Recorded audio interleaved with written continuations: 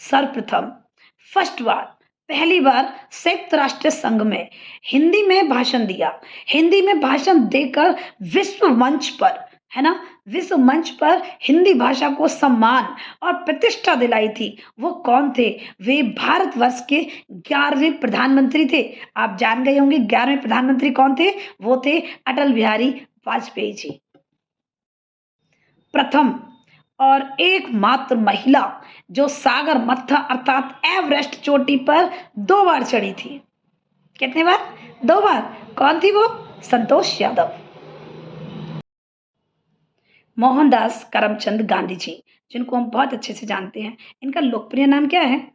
जी हाँ, बापूजी। डॉक्टर केशव राव बलिराम हेडगोवार को का लोकप्रिय नाम क्या था? उनका नाम था लोकप्रिय डॉक्टर जी। पंडित मदन मोहन, पंडित मदन मोहन मालवीय जी का लोकप्रिय नाम क्या था? उनका लोकप्रिय नाम था बच्चों महामना।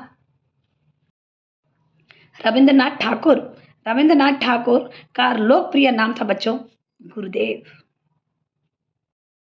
डॉक्टर भीमराव अंबेडकर के का लोकप्रिय नाम था बच्चों बाबा साहब।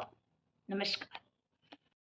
सरदार वल्लभ भाई पटेल, सरदार वल्लभ भाई पटेल को लोकप्रिय नाम क्या था बच्चों? उनका लोकप्रिय नाम था बच्चों लौह पुरुष। लौह पुरुष के नाम से जाने जाते थे कौन? सरदार वल्लभ भाई पटेल। अच्छा, सरोजनी नायडू को क्या कहते हैं? लोकप्रिय। तो सरोजनी नायडू को जैसे कि आप सभी जानते हैं बच्चों, उनको कहा जाता है भारत कोकिला। सुभाष चंद्र बोस, नेताजी। जयप्रकाश नारायण, जो कि वास्तविक नाम तो इनका ये था और लोकप्रिय नाम था बच्चों लोकनायक। डॉक्टर एपीजे अब्दुल कलाम, जैसा कि आप सभी बहुत अच्छे से जानते हैं, अब्दुल पाकिर जैनुलाब्दीन अब्दुल कलाम, जिन्हें लोकप्रिय नाम था जिनका मिसाइल मैन। नमस्कार। गीता ज्ञान प्रश्नोत्तरी में से कुछ बहुत ही इंपॉर्टेंट जो मैं आपको बताना चाह रही हूँ। आत्मा किससे परे है? तो बच्चों, आत्मा इंद्रिय मन और बुद्धि से भी परे है। ये गीता का ज्ञान में लिखा हुआ है। नमस्कार। गीता के अनुसार कर्म ना करने से क्या होगा? तो गीता के अनुसार कर्म ना करने से तो शरीर का निर्वाह भी नहीं होगा। नमस्कार। तो इसीलिए हमें कर्म करते रहना चाहिए। गीता के अनुसार मनुष्य ना चाहते हुए भी पाप क्यों करता है? बहुत ही सोचने वाली बात है। तो मनुष्य ना चाहते हुए भी पाप क्यों करता है? तो बच्चों, वो पाप इसीलिए करता है रजोगुण से उत्पन्न, रजोगुण से उत्पन्न काम और क्रोध के कारण वह पाप करता है। नमस्कार। भगवान, भगवान कब कब अपने को उत्पन्न करते हैं?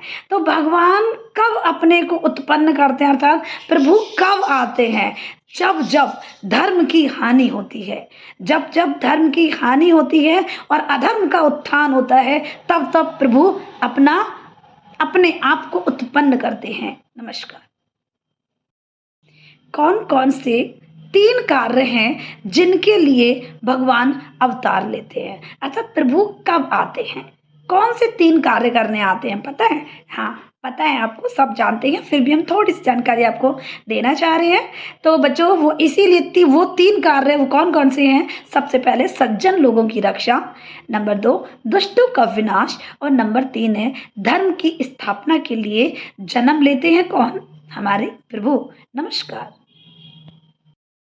भगवान ने 4 वर्णों की उत्पत्ति किस आधार पर की है? तो बच्चों, प्रभु ने 4 वर्णों की उत्पत्ति गुण और कर्म के आधार पर की है। नमस्कार। गीता के अनुसार 4 वर्ण कौन कौन से हैं?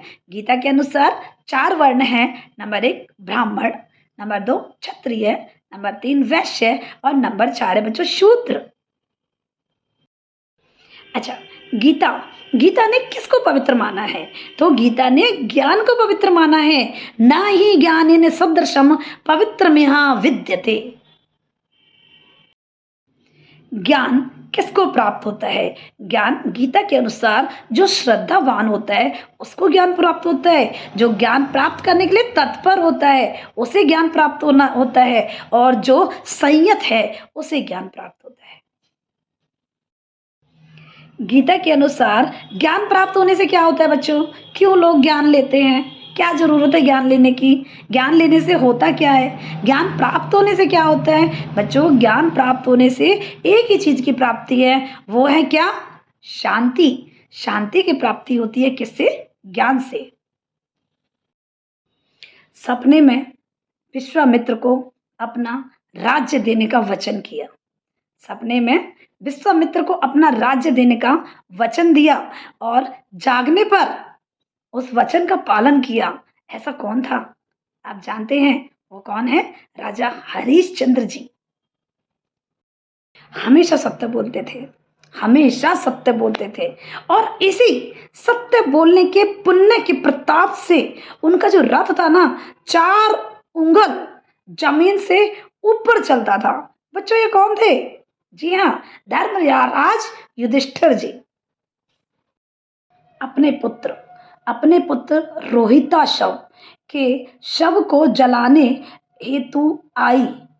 अपनी पत्नी से शव जलाने का शुल्क रूप कफन मांगने में भी संकोच नहीं किया। ऐसे कौन थे हमारे राजा हरिश्चंद्र जी? निर्धारित श्रेणी से अधिक उच्च श्रेणी में यात्रा करने पर स्टेशन मास्टर को स्वयं जाकर किराए के अंतर का भुगतान किया। ऐसे कौन थे?